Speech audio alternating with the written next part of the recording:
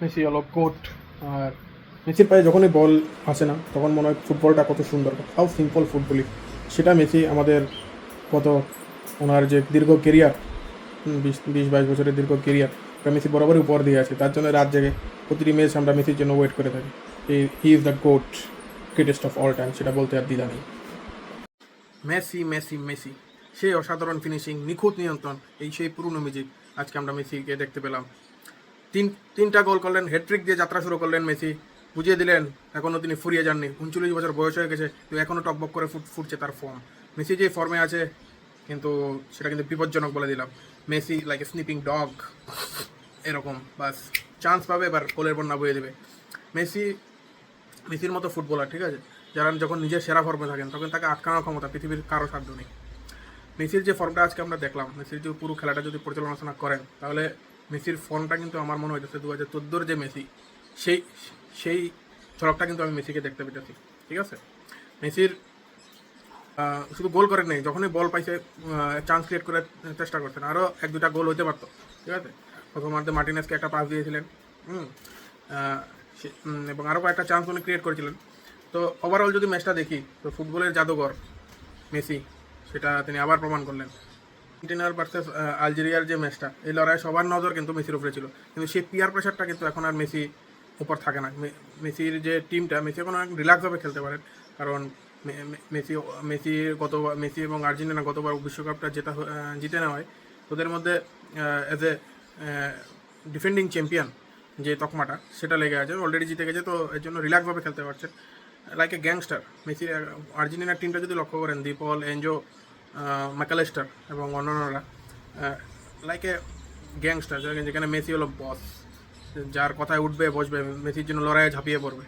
তো যাই হোক, মেসি হ্যাট্রিক দিয়েছে। তিনি আজকে মিরোস্লাভ ক্লোজের 16টা গোল ওটা টাচ করে নিয়েছে, রেকর্ড গোল। মেসি আর ক্লোজের সমসংখ্যক গোলে এখন বিশ্বকাপে একই জায়গায় আছে। আরেকটা গোল দিলে মেসি বিশ্বকাপে সবচেয়ে বেশি গোল করা হয়ে যাবে মেসির। এটা তার 6 নম্বর বিশ্বকাপ।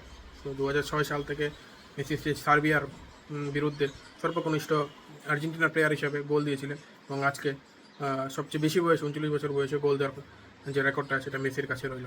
তো ওভারঅল ম্যাচটা খুবই ভালো লাগলো। আর্জেন্টিনা আমরা দেখতে চেয়েছিলাম ফর্মে, সেটা কিন্তু ওরা বুঝিয়ে দিয়েছে। ওরা টাইটেলকে ডিফেন্ড করতে এসছে, ঠিক আছে। বা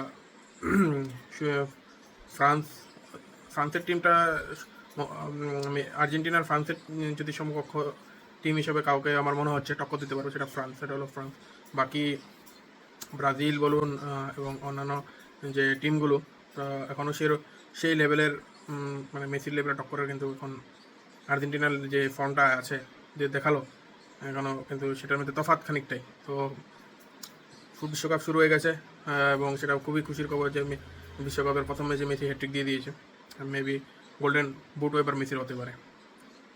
যেটা 2014 সালে হয়েছিল, 2005 সালে ফাইনালে এমবাপ্পে লাস্ট গোলটা দিয়ে দেওয়ায় মেসির থেকে ওটা এমবাপ্পের কাছে চলে যায়।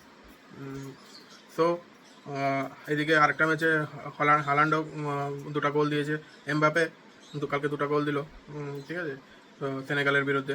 মেসি হ্যাট্রিক করলো, যা চলছে ভাই। আজকে রোনাল্ডো কিন্তু অনেক চাপ নিয়ে নামতে হবে, রোনাল্ডো কঙ্গোর বিরুদ্ধে ভাই 4 গোল দিতে হবে। ঠিক আছে, সো দ্যাটস ইট। আর্জেন্টিনার ফ্যান হিসেবে আমরা খুবই গর্বিত, এবং আমাদের যে রাত জাগা, যে মেসির জন্য অপেক্ষা, অবসান হলো।